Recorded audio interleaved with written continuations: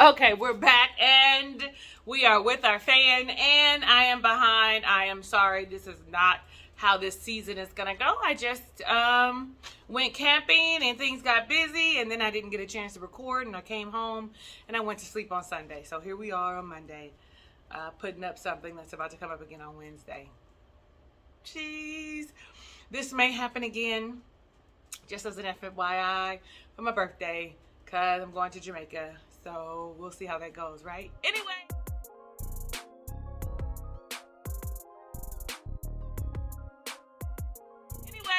What's up? How you doing, Ray of Sunshines? I am your girl, Talisa Ray, wife coach, and we are reviewing Married at First Sight, season 15, episode number 6, Saved by the Mariachi. Okay? Like, I would think so. I think so. I think that was definitely a thing.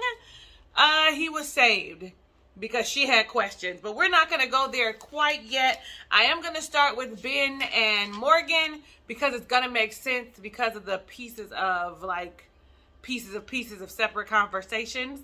We're going to make it make sense, and if it don't make sense, ask me a lot of questions in the comments and I'll try and make it make sense.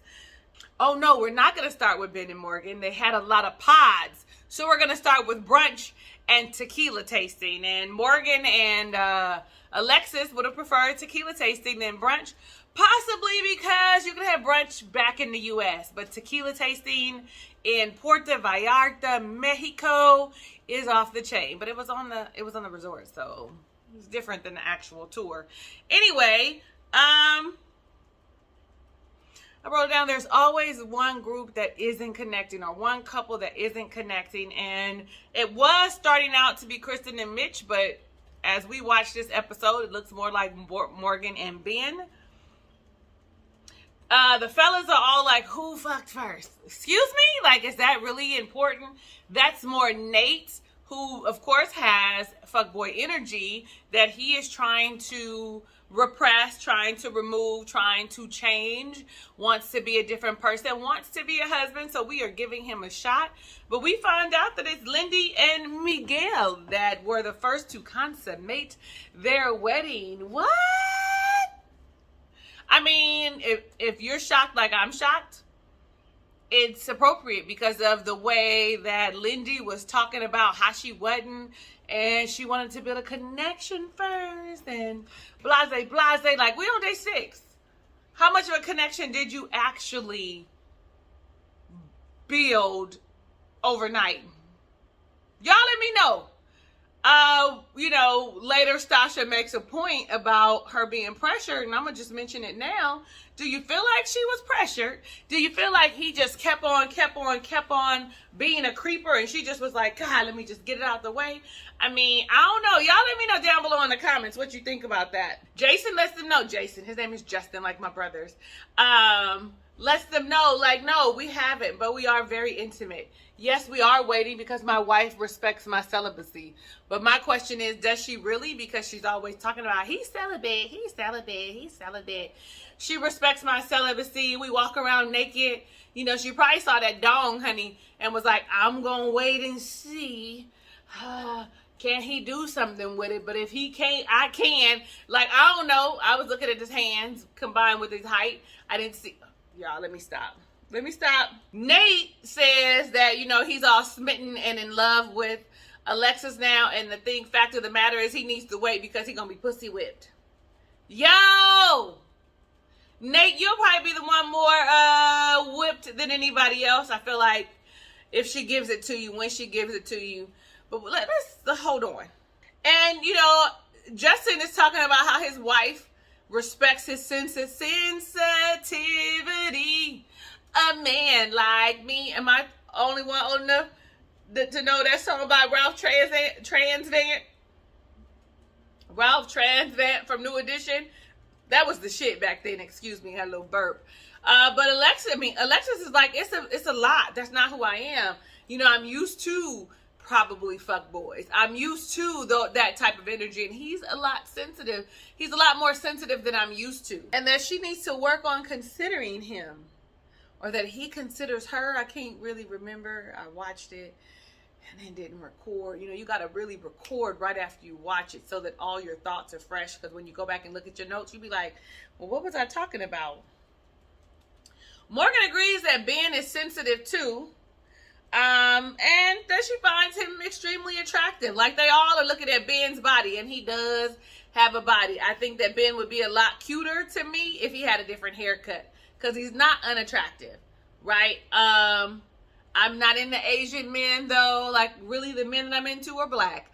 But I'm not into Asian men, but he does have a body. And, you know, Asian men are normally a lot shorter than I am. Like, I'm 5'7". You know, put on my heels, I'm damn near 6 feet. Okay, I might be exaggerating a little bit, but am I? Because you put on 4-inch heels, I'm 5'7", makes me 5'11". Like, that's damn near 6 feet. You gotta be 6 feet to ride this ride. That's a lie. I've dated short men. Nonetheless, when Miguel talks about the intimate moment that he had with his wife, Lindy, he talks about he wasn't expecting it to be so passionate. It felt so right. Y'all hear my chimes. You know you like my wind chimes. It felt so right. You know, it was passionate. It felt like love making. You know, it was a holy experience. It was like he was, like it was divine, powered by the divine. Chad, Lindy put it on him, honey. She put all of that good, pure energy on him. That passionate, you know, pure, honest, caring energy on him, because she's not someone that is just throwing her, you know, all around. Oh, I'm so vulgar. I'm gonna bleep them out. But you know, even if you do, like, ain't nobody slut shaming here. I'm living my best life. Yeah, some of y'all not, and I approve that. I approve whichever way you decide to live your life. But Lindy is giving him the pure power, okay? He said he felt like the divine was in the room. Shit, she gonna convert him to a Mormon. Isn't that what she is? She's Mormon, right? Baby, let me tell you. Then Nate shares, of course, that him and his wife had not been intimate. And Miguel's like he's lying. Miguel feels like he's inauthentic. Miguel's like they gave us a flashback of who he was with the strippers. And, you know, he's like, there's no way. Who is he pretending to be? Who we saw is not who he's telling us he's being with his new wife, Stacia. And Nate goes on to say it's too soon, like, to be having sex, that he wants to build the connection because, you know, once you have the sex and everything, you might miss all of the other things. It's, you know, the red flags. I mean, it's a thing. I don't know if any of y'all have ever dated somebody and had the sex too soon, and when you had those physically intimate moments, you missed the F-boy tendencies that they have had because the physical intimacy was thebomb.com. Nobody says that anymore, but us old people like bomb.com. Kristen, then she begins to share, and she prefaces what she says with, I need us all to be on Team Mitch. I want you, no matter what I say, because I want us to be on Team Mitch, because I'm still in this fully. I'm still giving this a chance. I'm still in this experience. So we need to be Team Mitch. Okay, I know you want to be supportive of me, but be Team Mitch. But then she goes on to tell them how he pounced on her. Pounced. Y'all know pounced. When you think of animals in the wild, when you think of tigers and lions and bears, oh my, maybe not bears, but when you think of feline, you think of pouncing, somebody jumping on you. So she's saying he went from one extreme to the other side. It wasn't even a sensual extreme, but he pounced upon her. Alexis is like, I know you want me to be Team Mitch, but no, I don't know about that. Pounced is a very strong word, but I do like that she's like, I've set some boundaries and I'm the captain in this relationship. I am steering the wheel. I am telling you what we are gonna do and what we're not. I'm making the moves. Make that move, baby. Hey. Okay, so now we can talk about Ben and Morgan. And in one breath, I'm thinking that Ben is gonna be a great fit. He's a great communicator. It might be good for Morgan. And then the next time, I'm all like, this is a whole shitstorm. waiting to happen. Like, we're just gonna see it flying all around, like it's in the fan and it's gonna be everywhere. You know what I'm saying? Like, so I think they're mismatched. I said that I think that they're the couple that's mismatched, along with Kristen and Mitch. But it seems like Kristen and Mitch might be working through their shit. But theirs is gonna be financial and family. They have conversations about when, what's the falling in love timeline. I mean, nobody knows when you're going to actually fall in love, I suppose. Like, it just one day you feel like, I walk into it eyes wide open. I don't fall into shit anymore. One day you're like, dang, I really care about this person. This person matters to me. If something happens to them, I would be devastated. I want to know what their joys and their sorrows are. I want them to be able to communicate with me all of the things. Like, I want to be a part of their life. And for me, that's a huge indication that someone loves me or that I love them. So they have a conversation. And in this moment, I'm all like, Ben is going to want to have all the conversations, which I feel like makes for a healthy, happy relationship. Even the tough conversations. But then after they go boogie board and then we talk about finances and family, she says that they originally said we're not going to talk about the hard stuff until we get back home, but he had brought it up anyway. And he's frugal. Wants to save all his money. He wants to be financially free. And she has student loan debt. Also, she doesn't have a good relationship with her father. So for him, that's a big deal. She has a great, outstanding relationship, though, with her mother and her sister. So, like, how is she not family-oriented? Because her mother and father aren't together, because she doesn't talk to her father, because she didn't grow up in a family unit like you did. I don't know, Ben, you might be a little off track. But then on top of that, you go and share some intimate information that she shares with you, with Justin, who shares it with Alexis, his wife. Like, you're telling Justin something in confidence, and he pillow talks it with his wife. Listen, that's a whole ass thing. So I'm just here to tell y'all, be careful what you share, because sometimes people pillow talk. Nevertheless, he shares with Justin that she has 1 degree left for her BSN. He makes it as if she lied about being a nurse. Being a registered nurse and having your BSN are 2 entirely different things. 2 entirely different things. RN, I went to nursing school. I took my AA qualifications and then I went to nursing school where I learned how to be a nurse. A BSN means I did go to nursing school, but in addition, I went and got my bachelor's degree in nursing. It's just something compounded upon, and you need your BSN in order to be a nurse practitioner. Like, I thought, well, you ain't too bright, though, to be so smart. You passing judgment, and I don't like that. I don't like that. She told him, you know what, you have broken my trust. I trusted you with something. I did not lie to the experts. I have been practicing nursing forever. I probably would have been like, you're not too bright, are you, Ben? You know crypto, you know how to invest in stocks, but you don't have common sense, do you? That probably would have been my thing. She was hurt by that, devastated by that, and devastated by the fact that he is passing judgment on her. Like, she said she wanted someone who would accept her and think that she was the greatest thing on earth. I think that's something that we all want. We know that we aren't perfect, but we want the people that we love to see us as amazing, especially if you're married. Like, I know y'all hear me talk about my marriage, and sometimes it's not always in the best light, but my husband thought that I was the best thing going. Honey, I was the best thing that God had ever made. That's how he saw me, and I appreciate that more than anything in our relationship. He actually, after he passed away, me looking back on that relationship, reminded me that I'm the shit, girl. You know what I'm saying? Like, the things that he poured into me, I did not respect, and thought it was just a lot of malarkey because of our situation. But looking back, that's really how he saw me. He really thought that I was the greatest thing that God had made for him. He knew I was specifically created for him. Like, I really adore, admire. It was admirable when I think back at it. And I know, like, if his spirit is around or if he can feel me, he knows that I'm being honest about that. I believe that he thought I was the greatest thing. And for that, I'm grateful, because I see myself now as the greatest thing. partly because of things that he deposited upon me, but also because of the healing work that I did afterwards. Let me get off that soapbox and keep talking about Ben and Morgan. So I kind of feel like, looking at them, I feel like their biggest issues are going to be family and finance, and they're showing us that already right now in the beginning.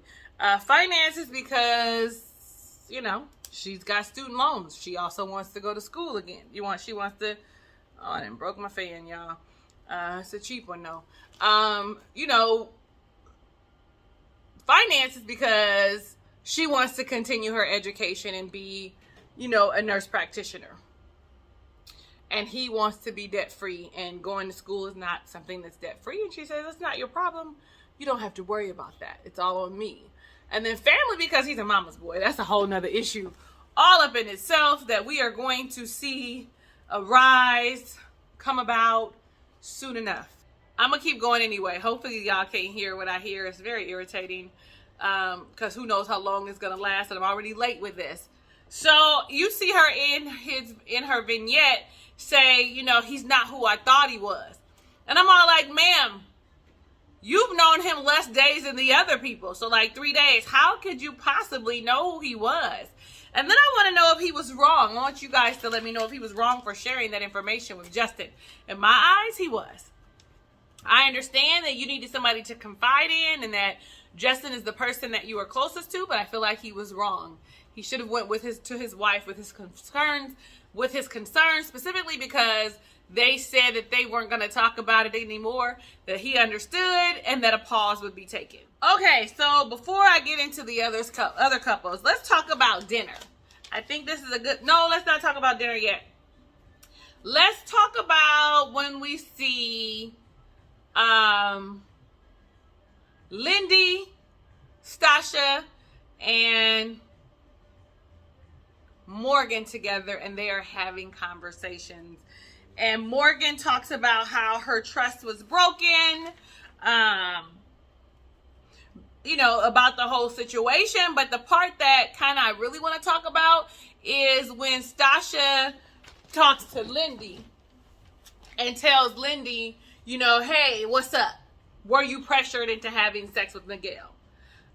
Because you were adamant about waiting and getting to know him, and then boom, you're the first person to have the sex, to be physically intimate. Are you pressured? And then she starts crying. She starts crying because she says, I don't want you to have the experience that I have had, which was, she tells us in her vignette, that it was, you know, feeling pressure to have sex with a partner, and she didn't want to. Literally, that's the whole ass thing.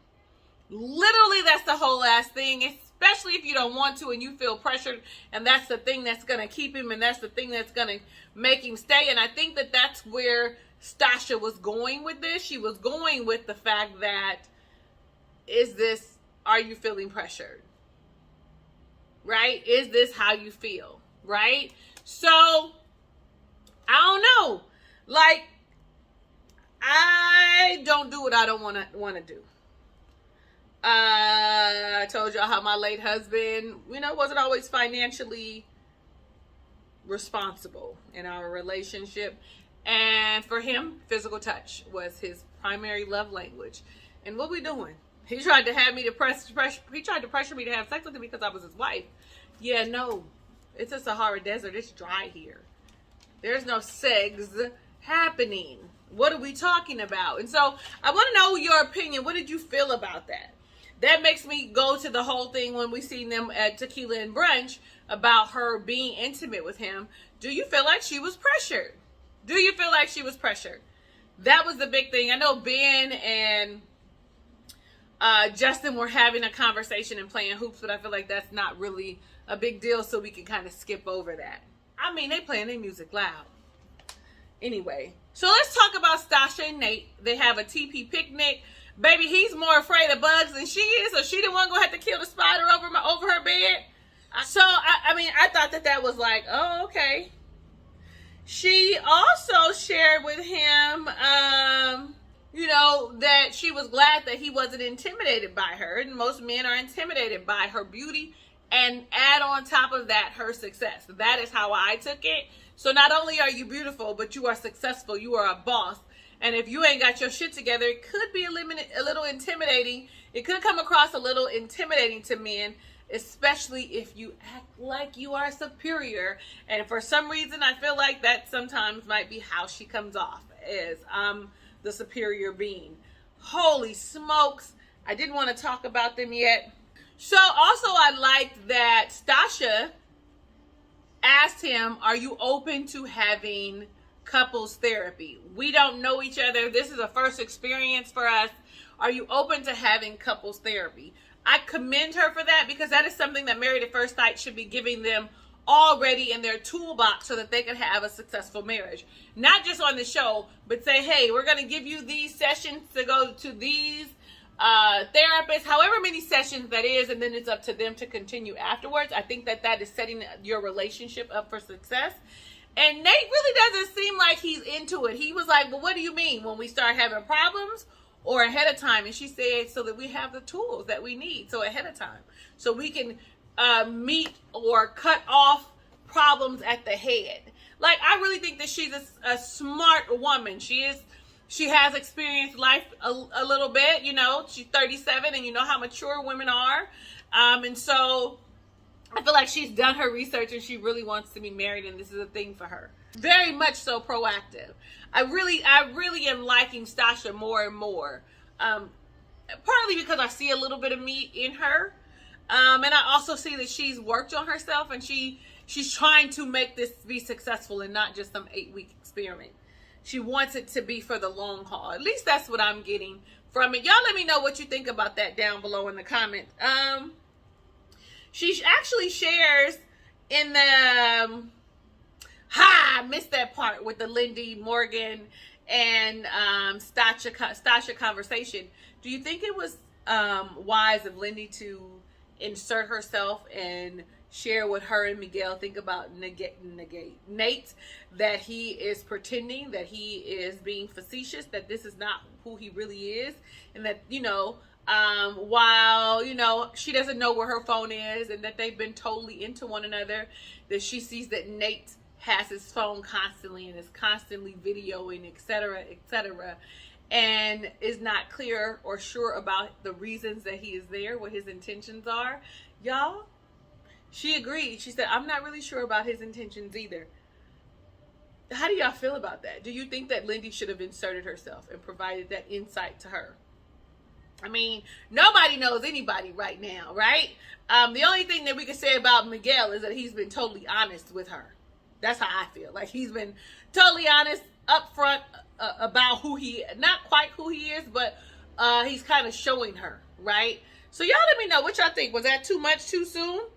She later on has a conversation with him after the dinner, and she shares with him because they start talking about the couples. And what she said was, I'm still trying to figure out what your intentions are. You know, I'm trying to make sure that this is something that you're serious about. Do you like me, or do you like the idea of me? Like, when I tell you I see a lot of similarities for me in her, including her insecurity of being afraid and not enough. Like, including, like, it's a continuous work for me. I know that I am a lot to deal with, like she said. I also know that people can be intimidated by me and all of this wonderful stature and beauty and brilliance and personality. I also know that to be true. I also know that I have some insecurities that I need to work on. And sometimes it is, am I enough? And guess what? I am more than enough. I'm enough for the people that want to be bothered with me and a part of my life. And I hope that she ends up getting that. But I'm also glad that she's open enough to share that with him, that she's scared, that she's not enough, that she's scared that he's going to find something out and he's going to run away, that he's not going to be able to handle it and stick around with her. So I really commend her for that. And that whole, do you like me? Like, when people be like, I love you, I'd be like, do you love me or the idea of me? Remember last week we talked about somebody saying I love you really quickly, and for me it's, you love the idea of me. You haven't gotten to know me yet. You haven't seen me when I'm upset. You haven't seen me when I don't want to be bothered. So I'm not sure if you know that you love me or you love the idea of me and the package of me, right? I don't know that yet. He shares with her that he's falling in love with her. After you talk bad about Justin falling in love with Alexis and saying he loves Alexis, all of a sudden you're falling for her? I don't know about that. She started crying and she was like, you know what? I believe I deserve love, and so does he. She is like, I'm not sure if he's gonna be able to he's gonna be able to handle me, or if it's a challenge, or if his ego is gonna get in the way, or something to that effect. Like I said, I watched this and can't remember everything that I wrote down, which y'all know. So let me know down below in the comments exactly what the wording was. But she may have to find her softer side when she comes in the door. Like, it's one thing, I'm a boss. Like, I'm a boss. Even though I don't manage people, I'm a boss. In my spirit, I'm a boss. And so I like to come through my threshold and take all of that off and be a lady and let someone else plan if I'm in that type of relationship. But because I know that I'm going to be autonomous and have, several bays at once, I know that I prefer them to plan their dates. I prefer them to take the lead in a lot of things. Not that I can't step in, but because my whole life is surrounded around being in charge, I want someone else to take charge. I hope that makes sense. And I feel like she's going to have to figure out what that balance is for her. But also he's going to have to prove that he's trustworthy for her to be able to say, I can take my boss hat off when I get home and let you be, you take the lead. Not necessarily be the boss, but you can, I trust you that you are going to handle things. And if you need me, you're going to say, babe, I need you. Right? Like, that's the thing. And I don't know if I'm the only person that feels like that. Like, I want to be able to take my hat off when I'm in that boss hat off when I'm in a relationship. I want you to know that you can count on me and I can count on you. That I'm not standing on my own 2 feet alone, having to take charge of everything like I do as a single parent, as a business owner, as, a black woman working in corporate America. Like, sir, ma'am, like, I'm just saying, that's just my thought. So let's talk about Alexis and Justin. These are really short because most of it was group interaction. So we're going to talk about Alexis and Justin. After the boating date that they had, he got to prove, he felt like, I'm the man when I walk through. Y'all see that gun a little bit coming in right there? Y'all better ask somebody. Anyway, I didn't gain 13 pounds. So it's still there, though. It still want to be there. Nevertheless, he talks about, he was able to show her that he can protect her. See, here I am, baby, when the boat flips over. But in the next breath, he talks about, he can't wait to be home and be able to cater to his wife. And so that she could have dinner when she comes home because she makes the most money. At least they've had some financial conversations already. He works from home and he'll walk the dogs. And when she gets home, dinner will be ready. Everything is about pleasing her. He is definitely a people pleaser. It's about pleasing people. You saw that with the conversation with Ben and him after the basketball thing. He's a people pleaser.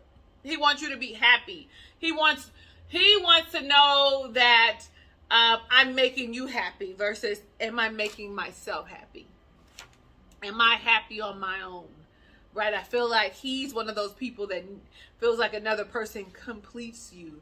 When you a whole ass complete person before you meet someone, and you should have hobbies and interests and know your likes and wants, needs, desires, dislikes, things that your triggers. You need to know all of these things before you get into a relationship. You need to be joyous and carefree. And yes, you're going to have some stuff to work through, but you need to feel all of that and know how to get it back when you have a moment of weakness without someone, so that when you guys come together, you have two whole people who understand who they are, so it's easier to work through those difficult times.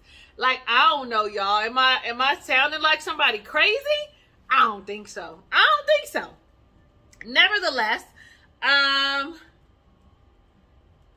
she shares that she's skeptical about people who said that marriage is a lot of work. It's been easy thus far. Ma'am, you're on your honeymoon.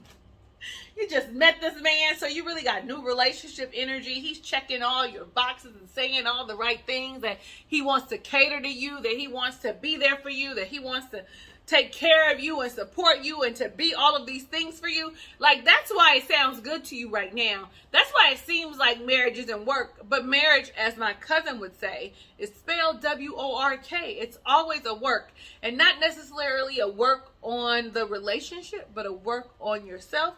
Being able to hear what someone else is saying, being able to understand it, being able to articulate yourself, being able to have boundaries, being able to have expectations, and being able to say that these are what they are. These are the things that I like. This is what I don't like, but not in a malicious manner. Like, it's about commitment, compromise, and communication. My favorite 3 C's. Like, so if you aren't committed and not willing to compromise, or you can't communicate, there's a problem.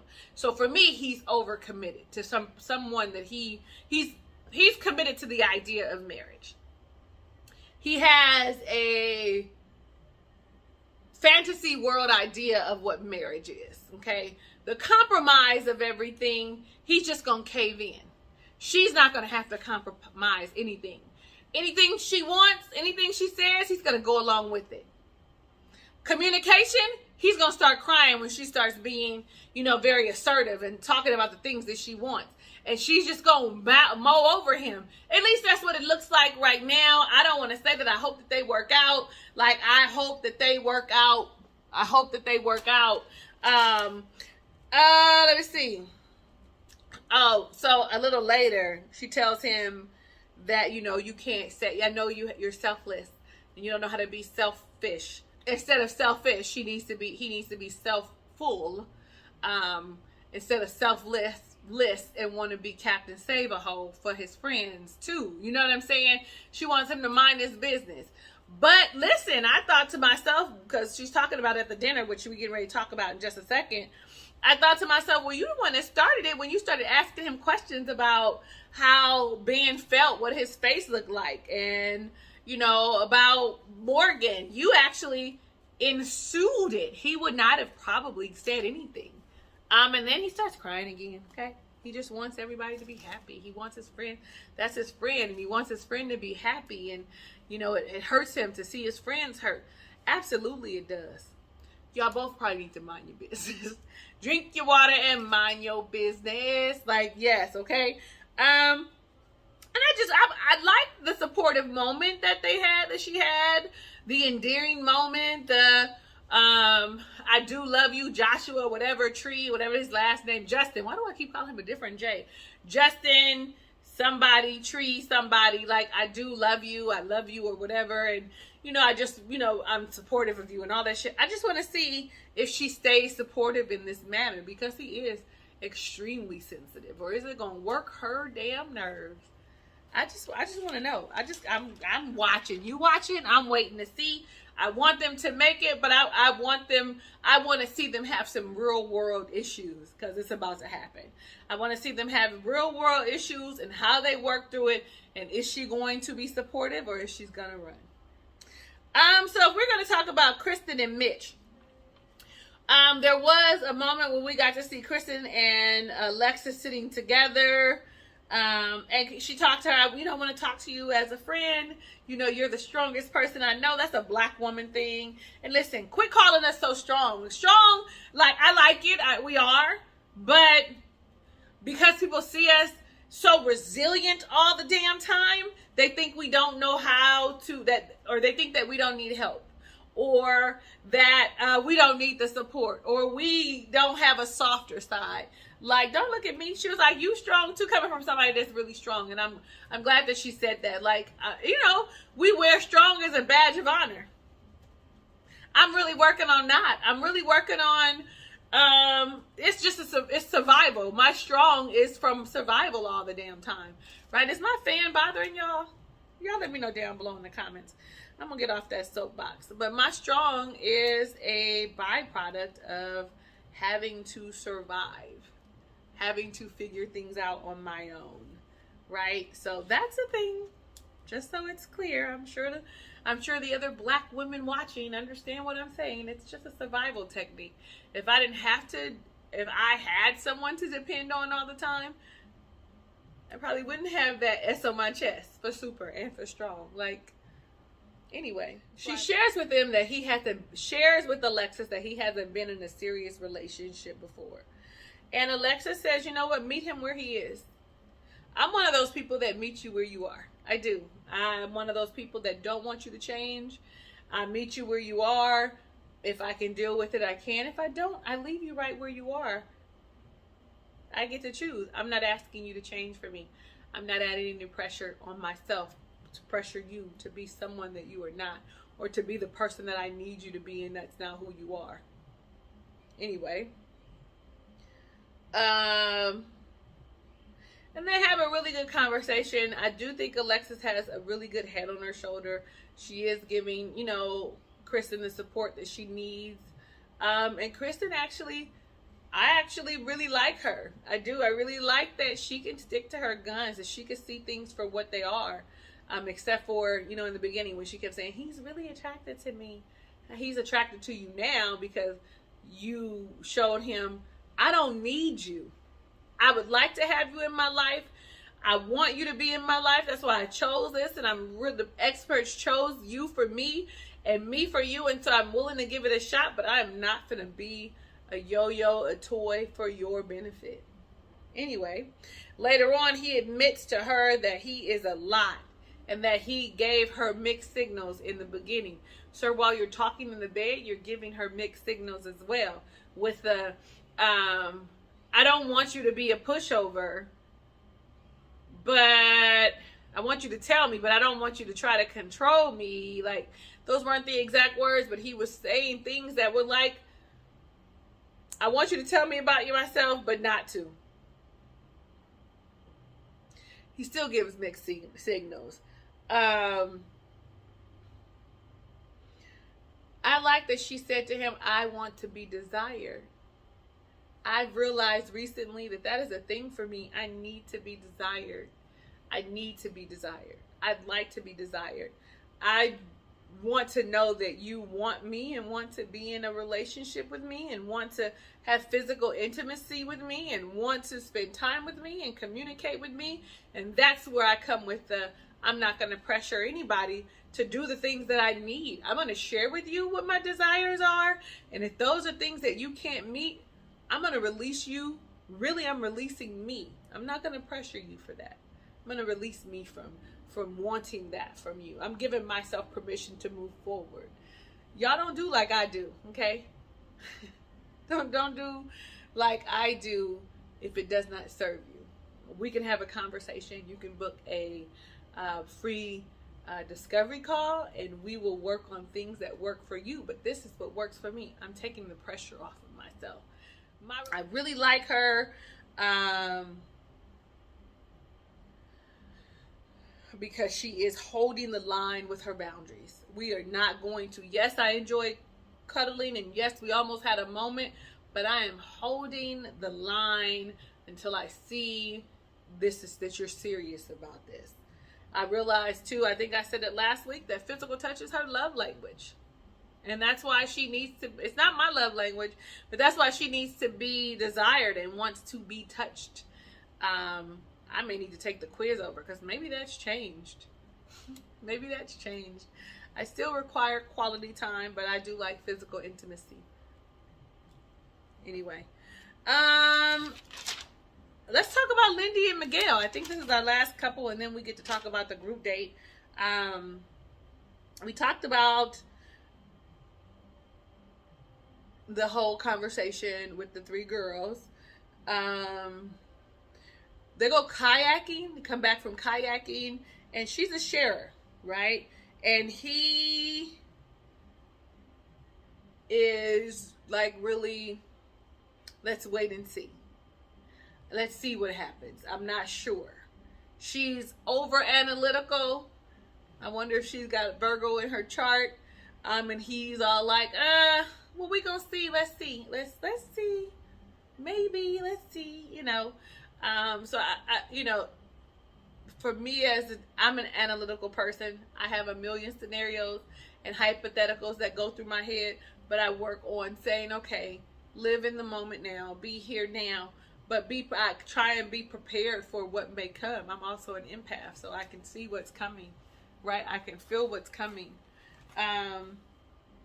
Sometimes that's really hard. I had to swallow on that. She feels pressure to check. Am I checking his boxes? Am I being who he wants me to be? Is he going to desire me? He's all like, be yourself. I need you to be yourself. I need you to be yourself so I can see in 8 weeks if this is what I want. Like, for me, after 8 weeks, I'm going to give it my all. And if the 8 weeks come and this isn't it, then I'm out.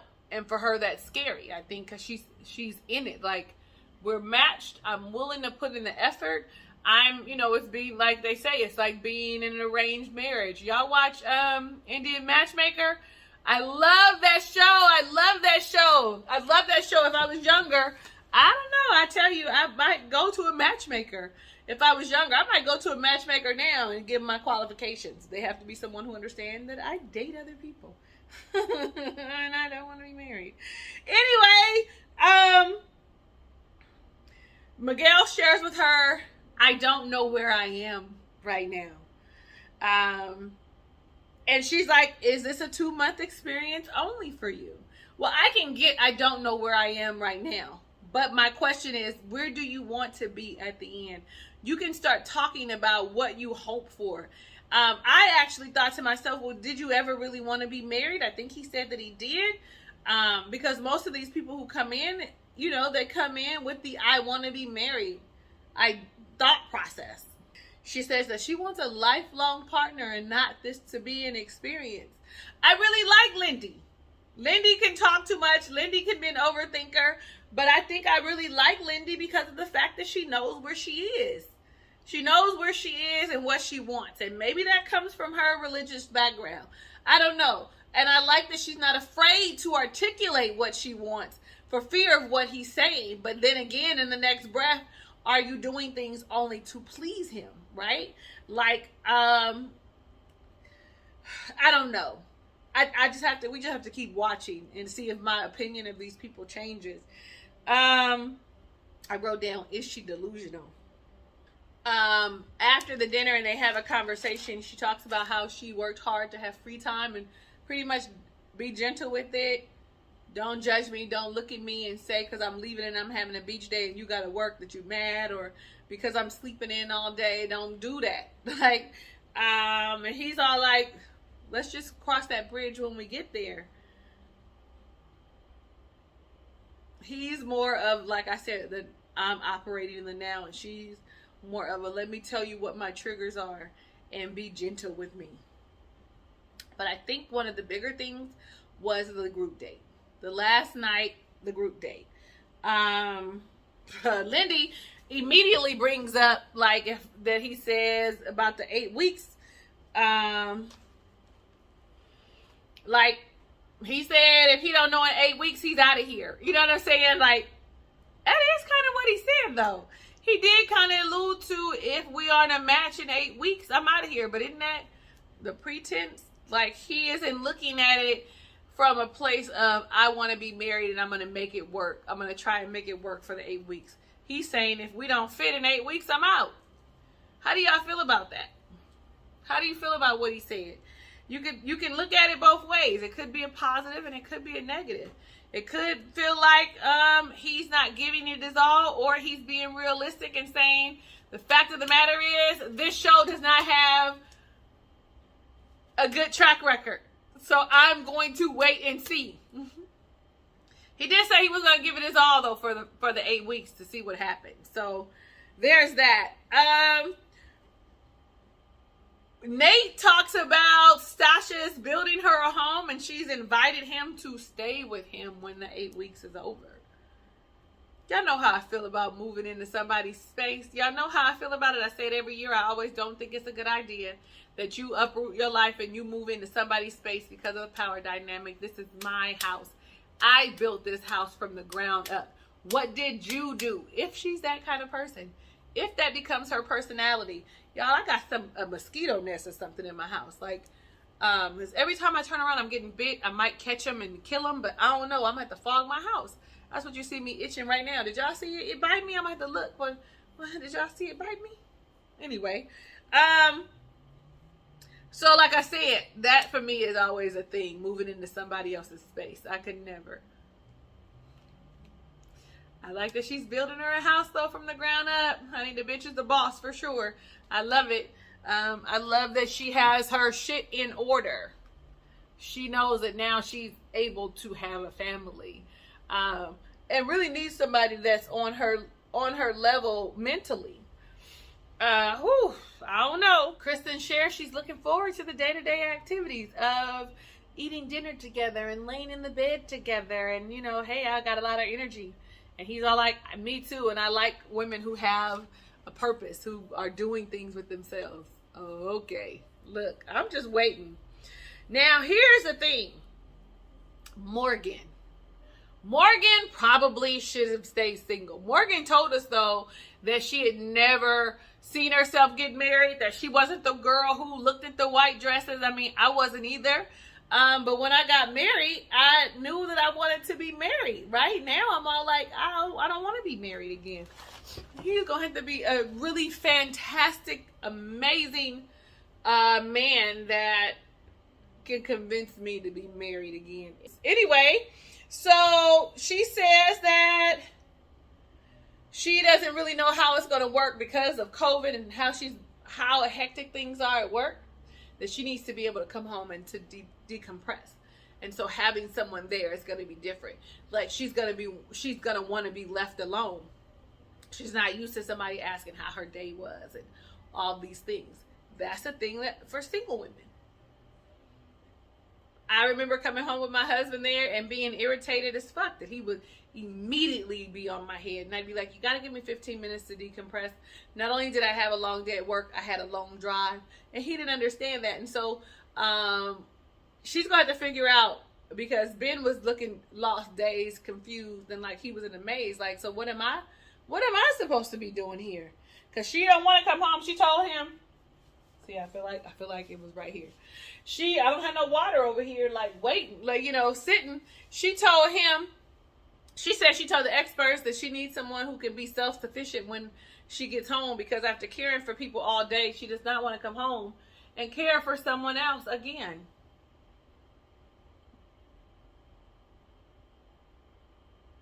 Single is probably the best option for her. And you don't have to necessarily cater to someone or care for someone. It's a compromise. Maybe sometimes he makes dinner. Maybe sometimes you make dinner. But you're going to have some interaction. Do you want to sleep in different rooms? I don't know. Ben is totally confused. And Justin and Alexis is over there with their commentary. Like, what does she need him for? What are you, a roommate or husband? Like, you know.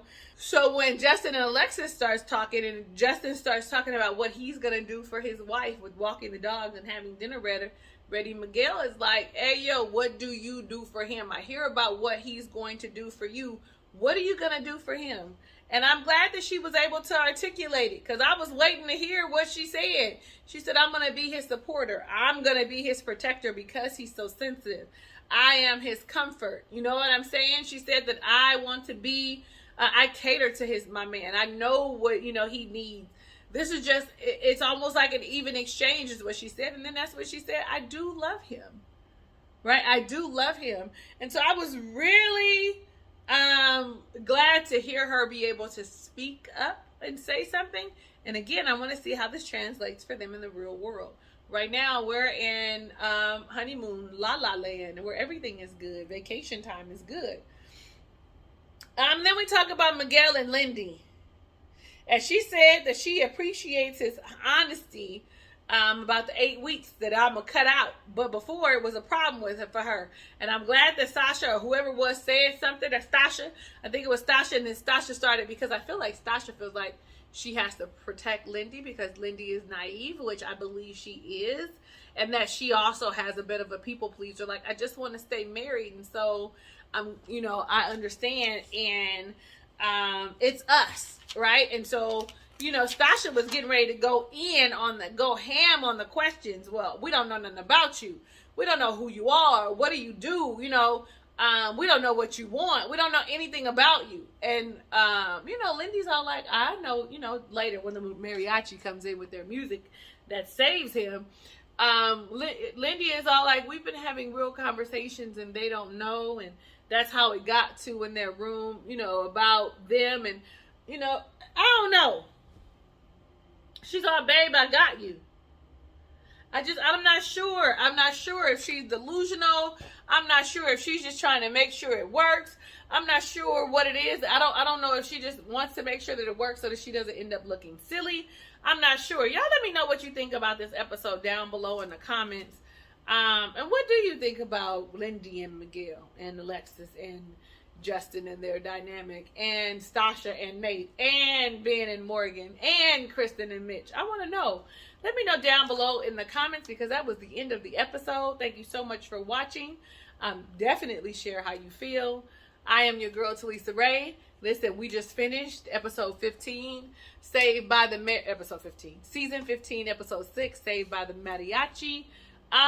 Go ahead and click the subscribe button if you're not already a ray of sunshine. Click the notification bell so you're alerted when I upload videos. Click the like button so I know that you like me and that it's real. I love you in real life and want every good thing that God has in store for you, even if you don't know what that is for yourself. Hugs and kisses and lots of love. I'll see you on the next review.